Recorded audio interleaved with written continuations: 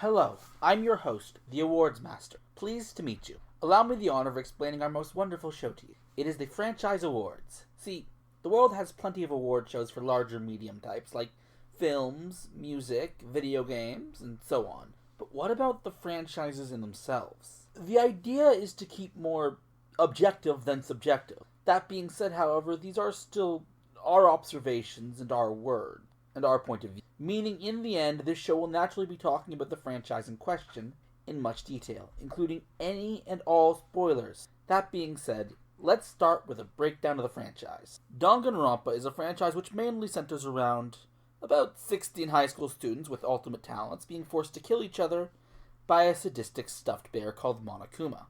The franchise consists of 3 mainline visual novels, all of which include free time sections where you develop a relationship with students to gain perks and learn as much about them as possible, investigations where you investigate the murder of one of those students, picking up as much evidence as possible, and trial sections where you solve various puzzles in order to determine the culprit, at which point they themselves are killed, in often over-the-top and ironic means. The franchise also has a spin-off third-person shooter game in which you control the sister of the first game's protagonist, Kumaro Naegi, as she blasts robotic Monokumas in order to escape crazed children, and an anime which serves as both a prologue and epilogue to the first 2 visual novels, and the spin-off. Every other episode switching between the past and the future. Note, there are other entries, however they are all either tied too tightly into the plot of one of the main entries to be considered its own thing, only released in Japan, meaning any translation I can find is unofficial and therefore not fair to judge them on, or you literally have to go to the most roundabout way to connect to the rest of the franchise in any meaningful way. Now, allow me the honor of introducing our awards. Ultimate Setting, Ultimate Execution, Ultimate Minigame, Ultimate Monokuma, Ultimate Talent, Ultimate Rival, Ultimate Protagonist, Ultimate Mastermind, Ultimate Murder. Without further ado, let's start the show. Our first award is the Ultimate Setting, the place that is the most captivating and interesting. We have 4 candidates considered for this award, and they are Hope's Peak Academy. Hope's Peak Academy, Danganronpa 1. Naturally, being the first setting the series ever had, it set a lot of precedents that the other series would soon follow. At first, only being able to see the first floor, but every chapter after every trial, a new floor was opened up, always exciting players into wondering what they'll find. Jabberwock Island, Danganronpa 2. Jabberwock Island is, well, a collection of islands, like with Hope Peak, more open with every chapter. Clear, with everything from a nightclub to an amusement park, there's a lot to see in Jabberwock Island. Toa Island, Ultra Despair Girls. Being the setting of an action game as opposed to a visual novel, it definitely feels larger as you walk through, not just a screen or 2 in any given building, but the entire thing. Future Foundation, Danganronpa 3. Future Foundation HQ, being an offshoot of Hope's Peak, converted into an office building for the leader of the Future Foundation. Ultimate Academy for Gifted Juveniles. Worn down, dilapidated, abandoned, this academy gives a forbidding sense of solitude. It also contains a variety of rooms for each student. The winner is Jabberwock Island. Put it simply, Hope's Peak and Toa lack variety. And while the Academy for Gifted Juveniles does possess variety, it loses points for being annoyingly difficult to navigate. And it lacks any real theme aside from dilapidated and ruined. Jabberwock, on the other hand, is not only varied, easy to navigate, and very much tropically themed, for the most part. A few later areas like the Funhouse and the final island drop that theme. Finding out about this setting is treated with the same gravity as finding out the situation. In fact, one of the big twists in Danganronpa 2 is that the island is a simulation. So for those reasons, Jabberwock Island is the ultimate setting. Danganronpa wouldn't be the same without the execution that punctuate each trial. So we decided to honor that by awarding the ultimate execution. If you need a reminder, the murderer of each case, referred to as the Blackened, is executed in an ironic and or overly elaborate way, most often both. And here are the 4 nominees. Junko Enoshima, Danganronpa 1. Okay, this one has an advantage of having every single execution in the game combined into one, so no surprise it's a nominee. Peko Pekoyama, Danganronpa 2. This one's flashy and both heartwarming and heart-wrenching. Chiaki Nanami, Danganronpa 3. Yep, there was an execution outside of the main game. The first execution in the timeline, and of a pretty major character at that. Kaito Momota, Luminary of the Stars, Danganronpa V3. Both incredibly emotional and nostalgic, as it ties back to the very first execution ever seen in the series. And as for the first and only time in the main series, the execution fails because Kaito died of disease before it could finish. And the winner is Peko Pekoyama. I'm gonna be real with you. The 4 candidates for this category were not what we consider the top 4 best execution. But the reason we fudge things a bit is because, if we were honest, every single candidate would be from Danganronpa 2. The execution quality in that game is leagues above everything else, all being flashy and memorable. However, we couldn't really award it points on that sense alone, because, well, it's a simulation, so they're able to do more and have a much better advantage in realistically explaining. That being said, that was not the reason that Peko takes this one. It's what happens after her execution. You see, during her execution, Fuyuhiko tries to stop the execution. The only time in the series anyone actually had. He loses an eye in the process, and because of this execution, he starts to treat everybody better. Only time an execution itself led to any character development, so easy win for Peko. Ultimate minigame. During trials, along with the non-stop debates, there are always a few minigames, usually used to help solve the case, but which of all of them reigns supreme? Rebuttal Showdown, a natural evolution of the non-stop debates. More focus as there's only one opponent, you have to focus on cutting the words properly. Mass panic debates, non-stop debates where everybody talks at once. Still, only 1 point to refute, so pay close attention. Argument Armament. Well, every game has boss battles that use rhythm mechanics. V3 is the only one where it's all completely planned out instead of kind of random. Not the song, but when and where you interact. Because of that, it has a better flow to it than the others. Closing Argument. We're aware that each game has its own version of this, but they're all similar enough that we're counting them as the same minigame. The last thing you do usually, you put the case together in the form of a comic, more accurately a manga, and win. And the winner is Mass Panic Debate. In the end, non-stop debates are where the trials are at their best, and Mass Panic debates are more challenging versions of this, which is why it takes the prize here. Sorry, the reasoning isn't deeper than that. This is the simplest category in this show. There really isn't much to it. Ultimate Monokuma. Okay, Danganronpa is not complete without its rather psychotic mascot, Monokuma. This black and white bear that is somehow not a panda, he's the judge, the jury, and the executioner. Literally. And in the main series games, every night, he'll ramble on about something or other. This award is technically possible because in every iteration of Danganronpa, someone or something different is controlling Monokuma, making them different entities. Trigger Happy Havoc, DR1. It's the first iteration. Monokuma mostly stays away from the students, but when he does show up, he makes any and every situation awkward. Goodbye Despair, DR2. His interaction with the students is even less so than DR1, but with the addition of Monami, Monokuma has someone to talk to and play off of, and boy howdy does he, a lot. The end of Hope's Peak High School. Moving on. Killing Harmony, DRV3. Even more mascots to play off of. This Monokuma almost never interacts with students, canonically, outside of trials. Mainly because the Cubs do all of that for him. And the ultimate Monokuma is Goodbye Despair, DR2. This one requires a bit of explanation, so forgive me. The reason that Monokuma rarely talks to students is a necessity of the format. Monokuma usually tries to interfere the least amount possible. Of course, this meant despite being well written even in the first game, we never got to see him. In DR3, Monokuma is basically not there.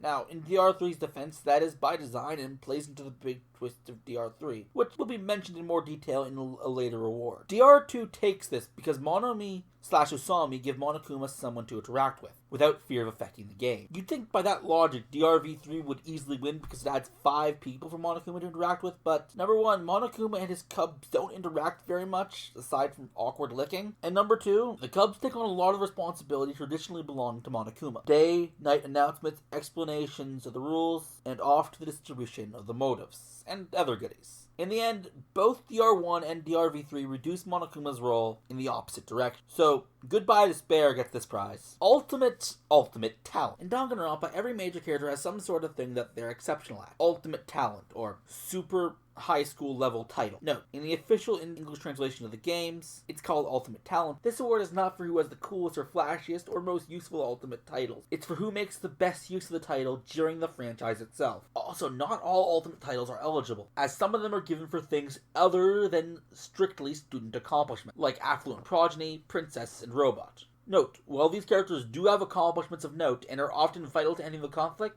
these accomplishments cannot be directly tied to their ultimate titles, so it does not factor into this award. Let's finally announce the nominees. Ultimate Detective, Kyoko Kirigiri, DR1, DR2, DR3. Kyoko spends the entire first game looking into one thing or another, and almost all of the big reveals, though not the biggest, come directly at the hands of Kyoko. Like Makuro Ikasaba, the 16th student lying somewhere hidden in this school. Watch out for her. That line gets annoying, but it's vital to solving the last murder. She deals a huge blow to Monokuma by finding the hidden master key, allowing her to get into every room, which allowed her to save Makoto when he got trashed, thrown down the trash chute as opposed to dying. Ultimate Nurse, Mikon Samuki, DR2, DR3. Mikon uses her medical know-how to both perform autopsies and care for people when they get ill, which happens a lot in DR2. Mikon even uses her talent to fake evidence when she herself is the Blackened. Ultimate Lucky Student, Nagito Kameda. DR2, Danganronpa Ultra Despair Girls. DR3, and DR 2.8. Okay, if we didn't nominate this guy, there'd be riots. Nagito has most likely the most powerful ultimate talent in existence. There's a reason some call it bullshit. That's his luck cycle.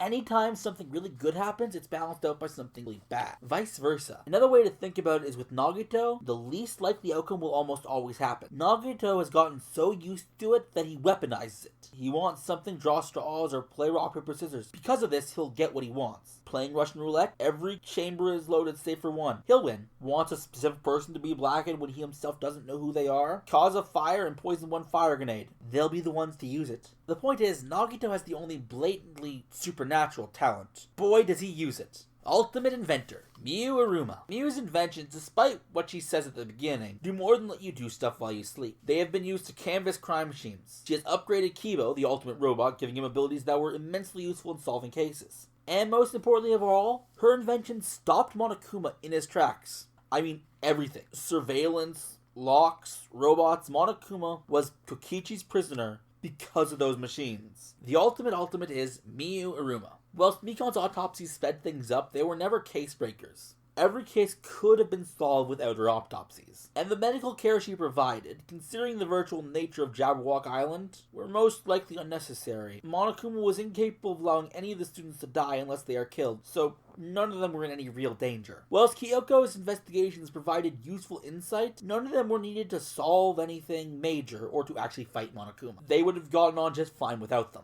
Nagito is a bit of a weirder case. He's the reason I felt the need to specify the best talent isn't always the best to use. I will say this, there are a lot of things that can be attributed to Nagito's luck, and if those things were considered for this award, Nagito would have it, hands down. However, since those feats are never canonically given to him, we can't do so either. The true shame is Miu never lived to see how useful her talent ended up being. Kokichi using Miu's invention is the only time Monokuma had ever been physically stopped, blinded, and screwed over. And being the only talent in series history to do that, naturally is what cinches this for her. Rivals. By definition in this series, they are the fellow participants who end up clashing with the protagonist, as well as everybody else. Usually because of a difference in ideals. Notes. For this one, we are only counting the rivals from the three mainline games. Also note, when a character is being given an award for a specific role, that award is only taking into account what they did well, that was their role. So, for example, if a rival came back in a later entry as a protagonist, what they did as a protagonist would not qualify them for this award. I like to refer to this as the Edgeworth Clause. Now, let's introduce our candidates. Byakuya Togami, DR1. Richer than you by miles, he has connections to a bunch of shadowy organizations, including ones puppeting the government from behind. Byakuya believes that him failing at anything is a nigh impossibility, and honestly, this belief is not entirely without merit. If he plays, he will win. Period. Exclamation point. This belief leads him to immediately start playing the killing game in full force. He even messed with a crime scene he had no involvement with to see what would happen. Naturally, almost everyone avoided him like the plague. Nagito Kameda, DR2. Okay, we've already touched on the man's luck, so let's talk about how and why he uses it. To understand Nagito, one must first understand his self-worth. That is to say, he doesn't believe he has any. He views himself as less than trash, and he only exists to prop up those with real talent, who he views as true and utter hope, a concept he's rather obsessed with. There is a more complicated reason for this, but it's not worth getting into right now. The problem with Nagito is that he believes true great hope can only blossom after doing battle with true terrible despair, and he'll gladly be a part of that despair, whether by killing or dying. He doesn't care at first. Towards the end, he realizes that everyone there, including himself, is ultimate despair, so he tries to kill everyone, including himself. He succeeds at killing himself. He got better, though. Let's talk feat. The most notable and prominent feat that can definitely be given to Nagito is only discovered via doing his free time event. As he explains it, though, It looks like he's incredibly lucky, 100% of the time. That's not true, or rather, it isn't always good luck. He has a luck cycle that he navigates so well, you don't notice it until he tells you. He is very observant, having figured out basically every single case before the trial even started. Despite this, he used his knowledge not necessarily to clue you in, but often to mislead you. He believes that if the killer wins, the killer's hope is stronger. And that's Nagito. A long one, but seriously, it's Nagito. Okay, Kokichi Oma. Okay, before we begin, I must inform you all. Everything you are about to hear about Kokichi's personality should all be taken with an implied question mark. So Kokichi is hard to explain, mainly because he's a liar. He's also the only rival who chose for himself to take on that role. You see, ideologically and morally, unlike the other rivals, his views were not fundamentally opposed to the rest of the cast. And, in fact, for the most part, they were the same, save for one simple thing. He believed that working together was a bad idea, and that it would incur Monokuma's wrath, which he wasn't entirely wrong about. His most notable feat and trait is he's a liar. A good one, but a liar. Note, what's amazing about his lies is that he's managed to reverse the truth and the lies. In people's heads, basically, whenever he talks about how horrible the killing game is and the murder is, he's telling the truth. Yet everyone believes he's lying. He's also literally stopped the killing game in its track. And the winner is Kokichi Oma. I'm gonna be frank with you, Byakuya had no shot. He kind of sucks as an antagonistic rival. In the end, his self-proclaimed intelligence turns out to be less than advertised. Byakuya has only 2 major breakthroughs in any case he can be thanked for. And one of them he caused in the first place. His biggest flaw can be best summed up in his own recurring line. You shouldn't judge people based off your value, and assuming they share them is naive. This line, or something akin to it, is said by Byakuya a few times, yet when you look at the case that broke him, Case 4 in DR1, that is why he failed. He assumed that people wouldn't care about others, that it was impossible to be selfless. Now, between Nagito and Kokichi, the race was pretty close, but a few things gave the liar an edge. Most notably, the very fact that I had to tell you to take what he says with a grain of salt. Due to his lying, and due to the nature of DRV3 in the first place, nothing is known about his true personality, assumed. And also his taking over the killing game. Well, Nagito planted bombs on the island and scared everybody. Monokuma still held control. Mind you, in the case of that game, there weren't many ways he could lose it, but Kokichi managed to actually take that away. And Team Danganronpa had to cheat to undo what he did, and that feat is nigh impossible to beat. The Danganronpa games would be nothing without their respective point of view characters, whose eyes we see the tragedy from, the protagonist. Since for the most part the protagonists for DR3 are the protagonists from the games, we'll be focusing mainly on the games. Makoto Naegi, DR1, DR3. You know him, you love him. He's a little short, but filled with hope and courage. The first protagonist is, despite his awful situation, willing and able to open up to anybody. From snobbish rich jerks, the strongest woman in the world, a literal serial killer, the leader of a biker gang, and Hifumi. And shockingly, he brings people together to such a point, when the last survivors of his killing game are about to give up, he managed to pull them together. Even the aforementioned snobbish rich jerk. Hajime Hinata, DR1, DR2. Hajime. Hajime is mysterious in a sense, as he spends the game with broken memories, to say the least. He can't remember his talent, he doesn't have one. He can't remember why he joined Hope's Peak initially. Unlike his co-protagonist in the mainline games, he doesn't make an effort to get along with everyone, and he's not as self-sacrificing, which is to his benefit. And he does care for everybody, just maybe not as much as the others do. Kamaro Naegi, Danganronpa, another episode, Ultra Despair Girl. Makoto's sister. Kidnapped when the tragedy, i.e. the apocalypse, sort of, maybe, happened. Taken and locked in an apartment in Toa City, where she stays that way for several years. She's finally let out of the apartment, yet forced to be hunted down by children while trapped in Toa. Kamaro is rather ditzy and, of course, has really amazing dialogue with her co-star, Toko Fukawa, / Genocide Jill, or Jack. Their blossoming friendship is the most important quality of their game. Shuichi Sahara, Danganronpa V3. Shuichi possesses an arc. He starts his game with very little confidence and slowly gets it as the game progresses. This transformation is something we see transpire as the game moves forward, until he makes the ultimate choice, and you gotta respect that. He also has a great rapport with many of his classmates. The ultimate protagonist is Hajime Hinata. Kamaro wasn't really in the running, since in all honesty, on her own, she wouldn't be a very good protagonist. Note, this is not a fault with Ultra Despair Girls. She is with Toka for that game, so naturally she was designed as a character around that. No problems there, but it does disqualify her from this reward. As for the other 3, it was a close race, but in the end, what really scored Hajime the win here is what set him apart. As is often the case, to explain, let's discuss a scenario that occurs at some point in all 3 games. The protagonist must choose whether or not to sacrifice himself. The second to last chapter of Danganronpa 1. Monokuma has set up a trap for Kyoko in an attempt to falsely execute her. At this point in the trial, through bizarre twists and turns, everyone suspects Makoto, as Kyoko, as far as they knew, couldn't enter her room. Makoto has evidence to show she could have. He chooses not to show it, so he's executed, saved at the last moment by AI. The final chapter of DRV3, Suichi just discovered that everything he knew was a lie.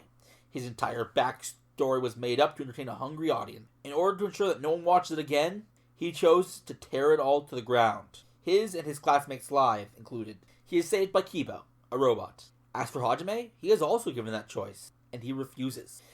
He decides he's going to find a third option, where he and his classmates and the rest of the world can still live, and he does. The very fact that Hajime chose not to sacrifice himself sets him apart from both Suichi and Makoto, enough to net him the win.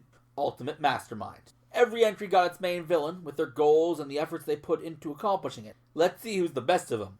Junko Enoshima, DR1, DR2, DR3. Of course, the OG must be considered. She is the ultimate despair, capable of manipulating almost everyone. Her only goal, to make everyone despair.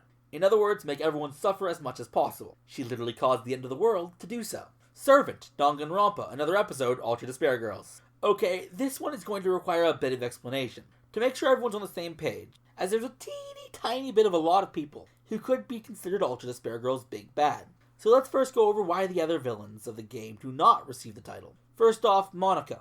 While the game is heavily focused on her, it's revealed later that none of the plans taking place in the game itself can she take credit for. All of them were stuff she was told to do by either Jinko in one form or another, or Servant.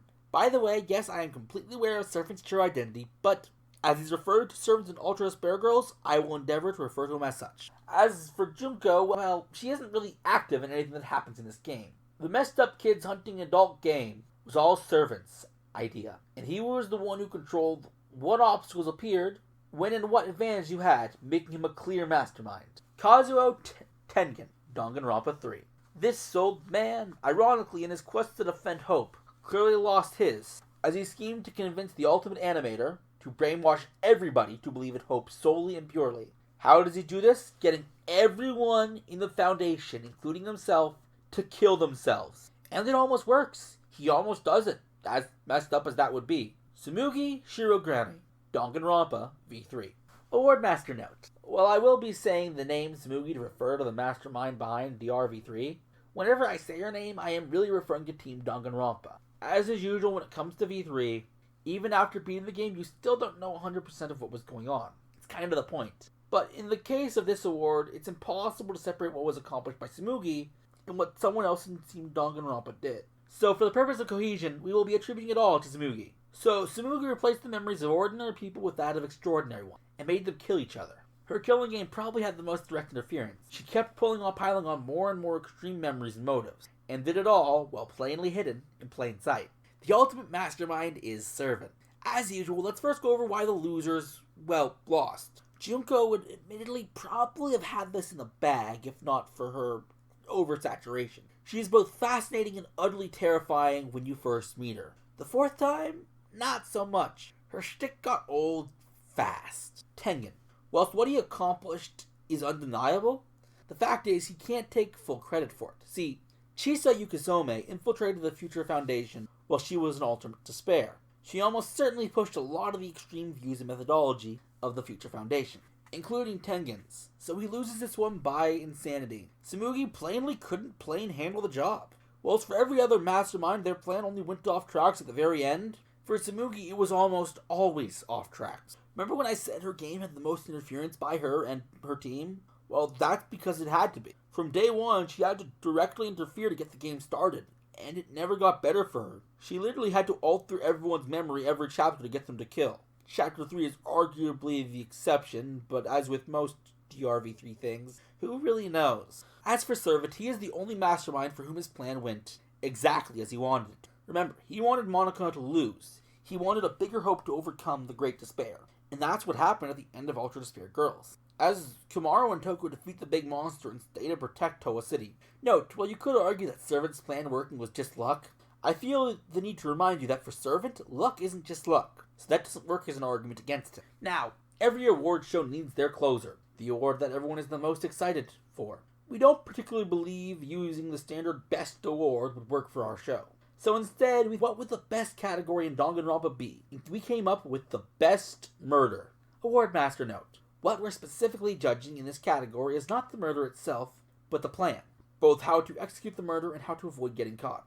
Keep in mind, every murderer in this series was caught, so none of them were perfect. But who had the best shot of avoiding it? Also, the awards are attributed to they who planned the murder, not necessarily they who committed it, and were considered the blackened. Junko Enoshima, murder of Mukuro Ikasawa. This one was committed in plain view of everybody when Mukuro was disguised as Junko, because no one even considered that Mukuro was killed earlier. The truth wasn't discovered until the final chapter. Nagito Kameda, the murder of Nagito Kameda.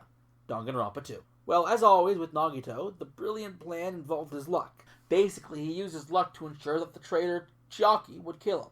And because no one would figure that out, everyone but her would die.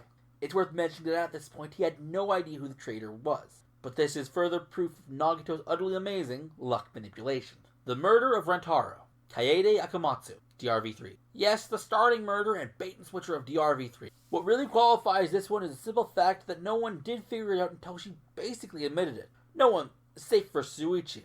But if she didn't want him to, she would never have been caught. Kokichi Oma, the murder of Kokichi Oma. Yep, another self-murder. Kokichi convinced Kaito to go along with an insane plan to fool Monokuma, and it almost works until the end. Kokichi knew exactly how everyone would react to everything, and Monokuma had no idea throughout the trial. And the winner is Kokichi. This should not be too much of a surprise when you consider this murder and how much he planned out. He had a book of what everyone would say. Awards Master notes: despite the fact that everyone's memories were heavily altered, that book was still accurate. He also trapped Monokuma from physically seeing and jammed his cameras, ensuring Monokuma had no idea what actually happened. One last thing to note: the only reason this was discovered at all is because Kaito couldn't handle lying to his classmate and then risking their lives. As for the other contenders, most were fine canons with a few flaws. Junko loses a lot of points when you consider she controlled the entire game. It should have been so much easier for her to fool everybody, but it fell apart at the slightest pressure. Nagito never accounted for others, accounting for his own luck, which is a vital step to miss. Kaede had no chance for two simple enough reasons. One, Rentaro was not her intended target, and she should have considered the possibility that someone else would make the discovery. Suichi had. And number two, and slightly more importantly, she never actually killed anybody. Tsumugi forwarded the results, meaning the plan wasn't well thought out at all, as it would be the only murder plot in the series to fail at the murder part. And that's our show. What'd you think? You liked it? If you do, please leave a like and a comment and all that. We're definitely making another episode, but this show takes a while to make, as we have to look through every viable entry in a given franchise. However, in the meantime, we have a lot of other videos already on the channel, and to come. So please, do subscribe and join us in some of those. As for next time, something to do with some sort of Heart of Cards. Should be fun. Thank you for watching.